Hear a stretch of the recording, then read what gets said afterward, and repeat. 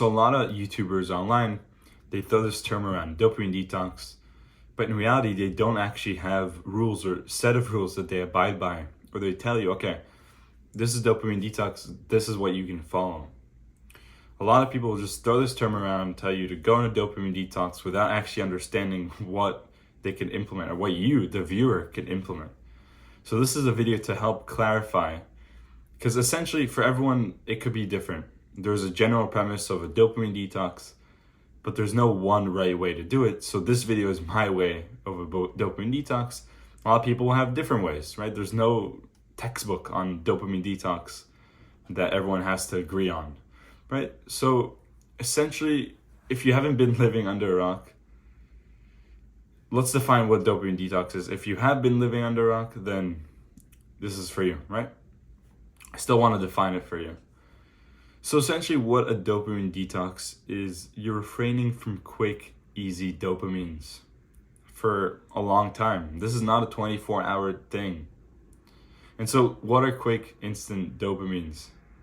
Things that spike up your dopamine levels: porn, video games, social media, all the bad things that you know about. These are things that in the short term, it seems fun, right? Because your dopamine levels are spiked. But essentially after the results of high dosage of dopamines in a short amount of time, spiking those dopamine levels, essentially after you'll feel like shit. Willpower goes down, confidence goes down, motivation goes down.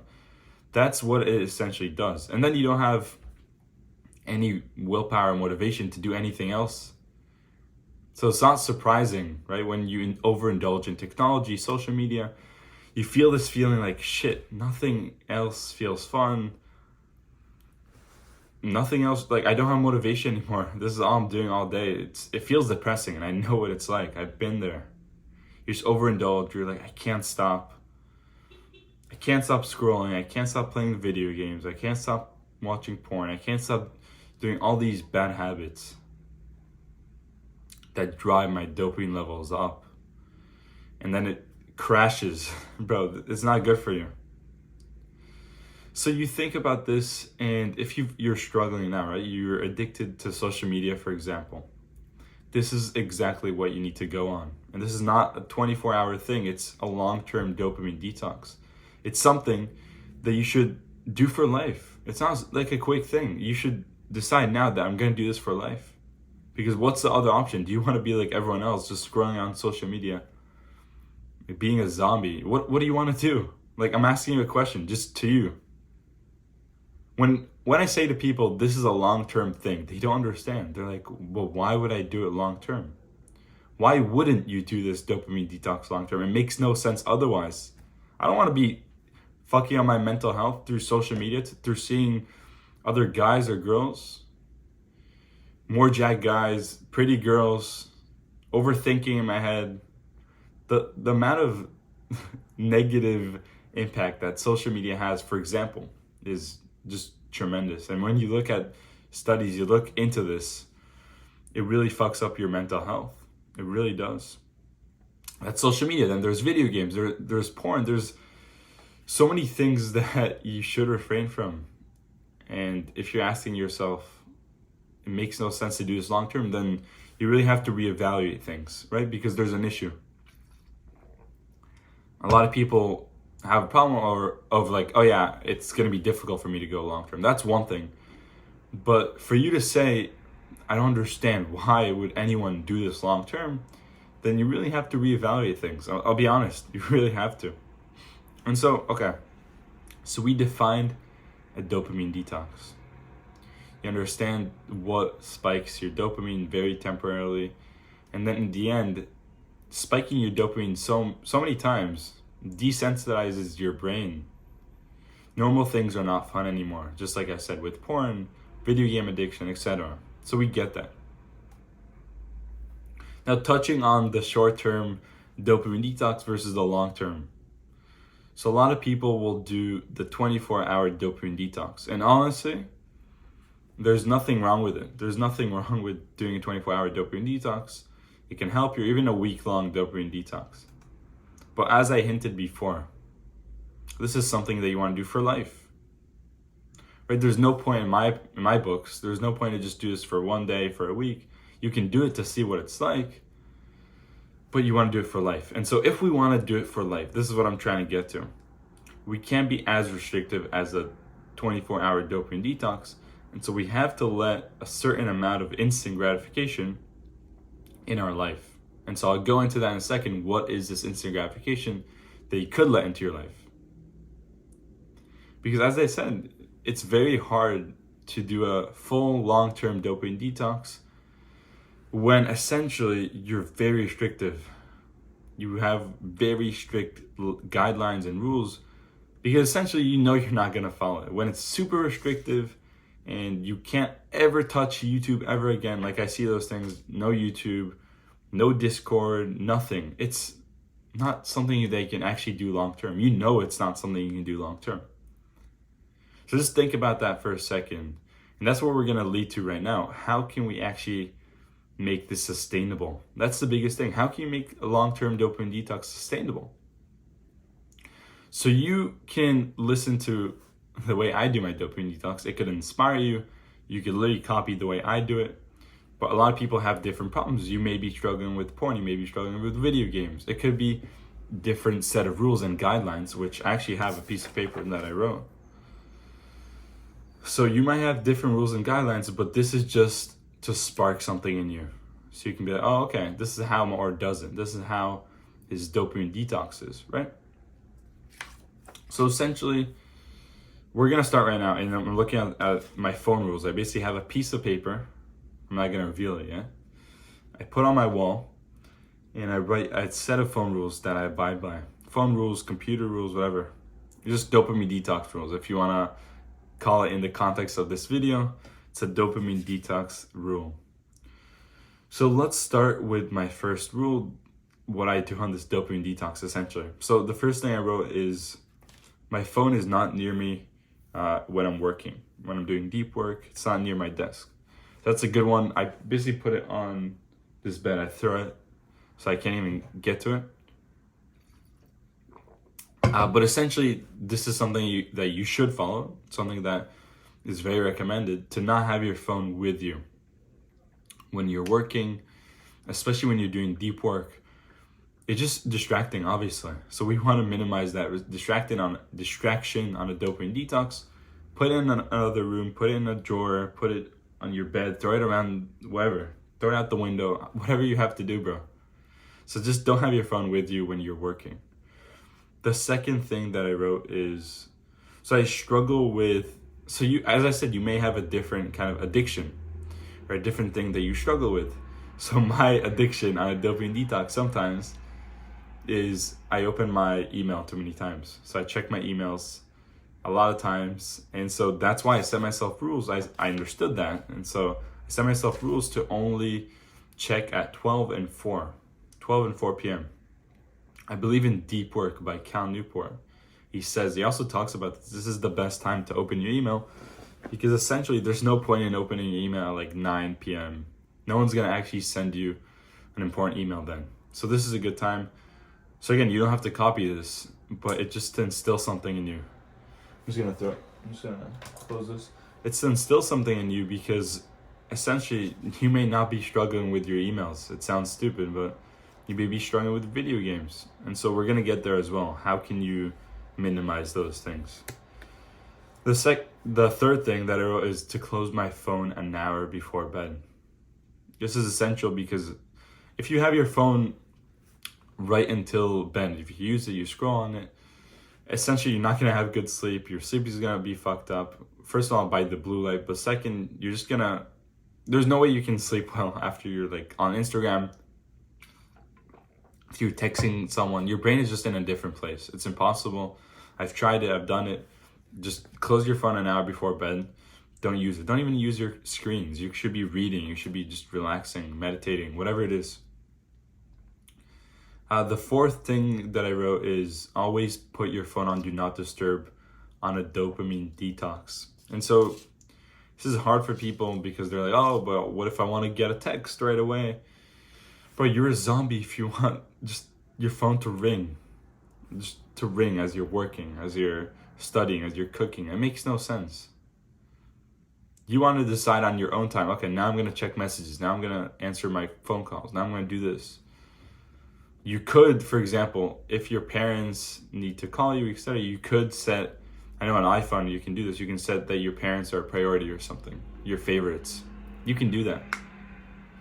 But essentially for everyone else, there's no point to let your friends text you and just have it ring in the middle of work, class, studying, whatever, at the gym. You should be checking at your own time.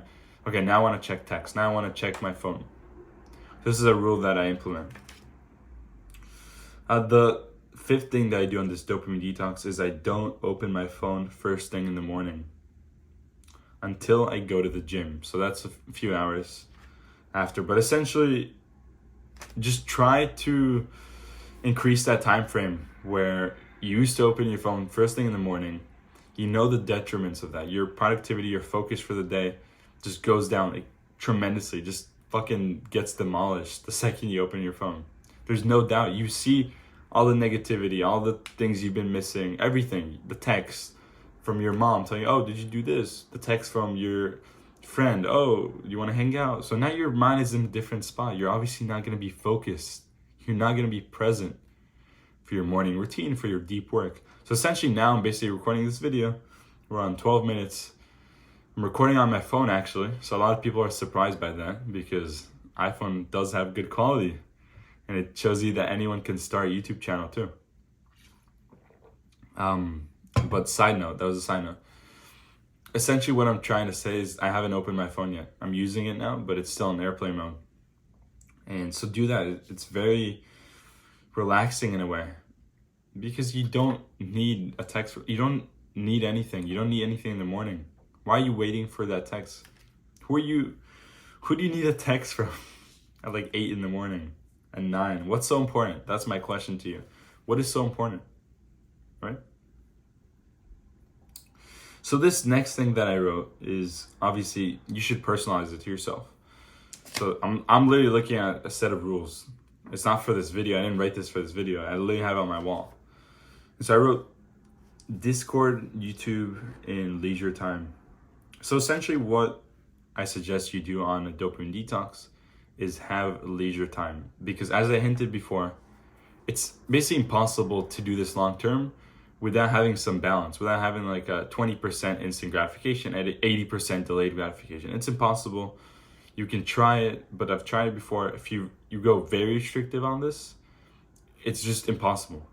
And so my 20% instant gratification is Discord and YouTube. Discord for running and maintaining the Discord with, like my Discord, with a bunch of you guys on there as well, so I can respond, etc. That's a form of instant gratification. And also YouTube. YouTube because there's a lot of productive videos and channels like this one that you can subscribe to, and I subscribe to as well. And you just listen to them. It is very, in a way, it's like that, it is instant gratification in a way. But in my head, it's the 20% that I want to keep. Because there's a lot of educational channels, things like this one that you just don't hear out of a book. Like, not a lot of books talk about dopamine detoxes. So I think it's very valuable to hear from people, experiences, just things like a field report, like this video is, like all my videos are. So essentially have leisure time, and I suggest you do it and schedule leisure time in, and this could be an hour. I recommend it to be an hour. Mine is from 8 to 9 p.m. So essentially, I'm saying essentially a lot today. Essentially, from 8 to 9 p.m., I let myself relax more. I let myself go on Discord, maybe cook food, go on YouTube. Usually it's not an hour. Usually I don't need the full hour, but maybe for 30 minutes. The point is that you're deliberate. The point is that you're not just deciding, oh, I can use Discord on my dopamine detox, and then you don't have a set of rules or a time frame that you allow yourself that. It's just like out there, whatever happens, happens. And then guess what happens? You do work, go on Discord. You do work, you go on YouTube. You do this. You don't have a set of rules, so you need a set of rules. You need phone rules. You need this type of things. I swear I like made this up. I invented this thing, this idea, phone rules, to put it on your wall. dopamine detox rules, whatever. So just decide, okay, from 8 to 9, from 7 to 8, from 7 to 7:30, I allow myself a little bit off the loose, off the gas. I can watch YouTube. I can go on Discord.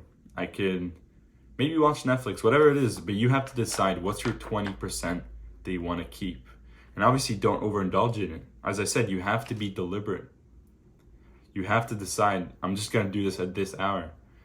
Because the second that you're not deliberate, the second that you're just like, oh, whatever happens, happens, then you find yourself back in a rut again. You find yourself back in not a dopamine detox. So just watch out. Just try to be more deliberate. The last thing that I wrote on this dopamine detox thing is no social media whatsoever. So a lot of people, it's controversial. Why? That makes no sense. What the fuck? How are you not on social media? The only exception here that I wrote is if I want to post a story or a post. So I'm not going to consume anything. That's the biggest thing. I'm not going to consume. I'm just going to use it to produce in case I want to post a story, an Instagram reel, whatever it is. And so that's it. And a lot of people will be very critical of this. They don't understand. But what if I need to speak to my friend? What if I need this? I get this a lot. A lot of people ask, but I still want Instagram. I still want to communicate with people. So this is a good question, but you have to be real with yourself. Because if you want to use Instagram and you want to use it just for communication, for Instagram DMs, it's possible. But can you be real with yourself and actually use it and not scroll and not go on your explore page and watch like a bunch of girls twerking and then down the rabbit hole and you're watching porn, right? Can you actually be real with yourself?